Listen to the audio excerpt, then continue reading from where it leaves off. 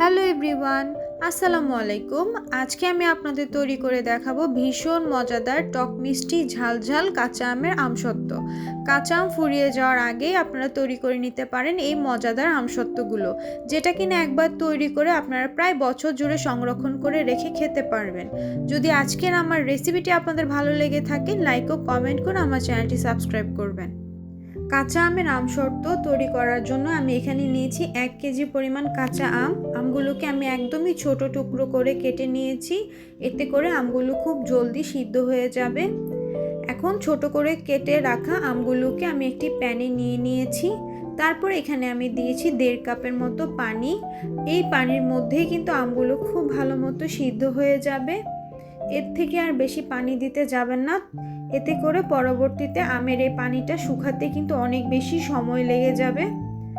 তারপর আমি ঢাকনা দিয়ে আমগুলোকে 10 মিনিটের মতো একটু সিদ্ধ করে নিয়েছি। 10 মিনিট পর আমি ঢাকনাটা উঠিয়ে নিয়েছি। দেখতেই পাচ্ছেন এই ক্ষেত্রে কিন্তু আমগুলো অনেকটুকুই সিদ্ধ হয়েছে। তারপর আমি আবারও ঢাকনা দিয়ে আমি আবারও 10 মিনিটের মতো আমগুলো সিদ্ধ করে নিয়েছি।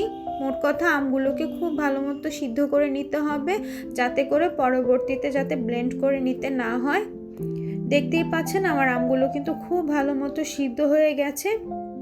এখন এই আমের পিউরিটাকে আমি কিছুটা পরিমাণ ঠান্ডা করে নিব। আমের এই পিউরিটা যখনই কিছুটা ঠান্ডা হয়ে আসবে, ঠিক তখন আমের এই পিউরিগুলোকে আমি ভালো মতো ছেঁকে নিব।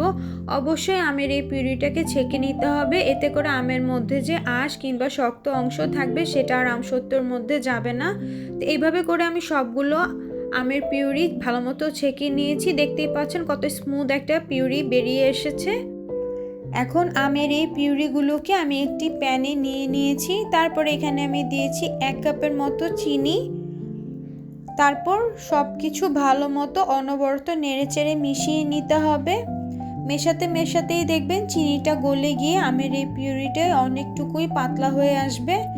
তারপর আমের এই পিউরিটাকে ভালো মতো জাল করে কিছুটা ঘন করে নিতে হবে। যখনই আমের এই পিউরিটা কিছুটা ঘন হয়ে আসবে, দেখতে পারবেন তখন আমের কালারটাও কিছুটা চেঞ্জ হয়ে আসবে। তারপর সব কিছু আমি ভালো মতো আবারও নেড়েচেড়ে মিশিয়ে দিয়েছি। এখন এখানে আমি দিয়েছি 1 চা চামচের মতো লবণ। 1 চা চামচ দিয়েছি এখানে বিট লবণটা দেওয়ার চেষ্টা করবেন, এতে করে ফ্লেভারটা খুব ভালো আসে।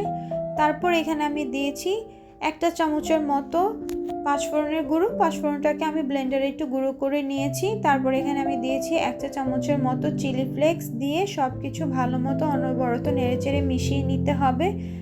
মেশাতেই দেখবেন পিউরির কালারটা অনেকটুকুই চেঞ্জ হয়ে আসবে এবং আমের এই পিউরিটা অনেকটুকুই ঘন হয়ে গেছে। ঠিক এরকম পর্যায়ে আসলেই কিন্তু আমের এই পিউরিটাকে আমি চুলা থেকে নামিয়ে একটা সাইডে রেখে দিব। এখন যে প্লেটের মধ্যে আমি আমসত্ত্বগুলো শুকাবো, সেই প্লেটের মধ্যে আমি অল্প করে সরিষার তেলটা ব্রাশ করে দিয়েছি। এতে করে আমসত্ত্বগুলো শুকানোর পর খুব সহজে প্লেট থেকে উঠে আসবে। এখন সেই প্লেটের মধ্যে আমি আমসত্ত্বের মিশ্রণগুলো দিয়ে দিয়েছি। দিয়ে খুব ভালো মতো প্লেটের মধ্যে ছড়িয়ে দিচ্ছি। খুব সুন্দর করে আমি পুরোটা প্লেটের মধ্যে আমসত্ত্বের মিশ্রণটা আমি ছড়িয়ে দিয়েছি। ঠিক এইভাবে করে আমি আরেকটা প্লেটের মধ্যেও কিন্তু আমসত্ত্বের এই মিশ্রণটা দিয়ে দিয়েছি। ঠিক এইভাবে করে আমার দুটি প্লেটের মধ্যে আমসত্ত্বের মিশ্রণটা দিয়েছি। এখন এই আমসত্ত্বের এই প্লেটগুলোকে আমি ছাদে কড়া রোদের মধ্যে রেখে প্রায় 2 দিনের মতো খুব ভালো মতো শুকিয়ে নিয়েছি। আর বাকিটা সময় আমি ফ্যানের বাতাসে রেখে দিয়েছি। এতে করে আমার 2 দিনের মধ্যে কিন্তু আমসত্ত্বগুলো খুব ভালো মতো শুকিয়ে গেছে। দেখতেই পাচ্ছেন আমসত্ত্বগুলো একদম ভালো মতো শুকিয়ে গেছে। এখন ছুরির সাহায্যে আমি চিকন পিস করে কেটে নিয়েছি। এখন রোল করে আমি আপনাদের একটু উঠিয়ে দেখাচ্ছি। দেখতেই পাচ্ছেন প্লেটের মধ্যে সরষের তেল দেওয়ার কারণে আমসত্ত্বগুলো খুব সহজে প্লেট থেকে উঠিয়ে এসেছে। এখন আমি রাউন্ড করে গোল করে ঘুরিয়ে নিয়েছি।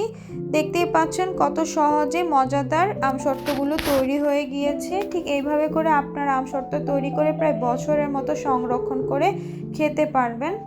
আমি আশা করছি আমার আজকের এই আমসত্ত্ব রেসিপিটি আপনাদের কাছে খুব ভালো লেগেছে আর সহজও লেগেছে। ভালো লেগে থাকে লাইক ও কমেন্ট করে আমার চ্যানেলটি সাবস্ক্রাইব করবেন। আল্লাহ হাফেজ।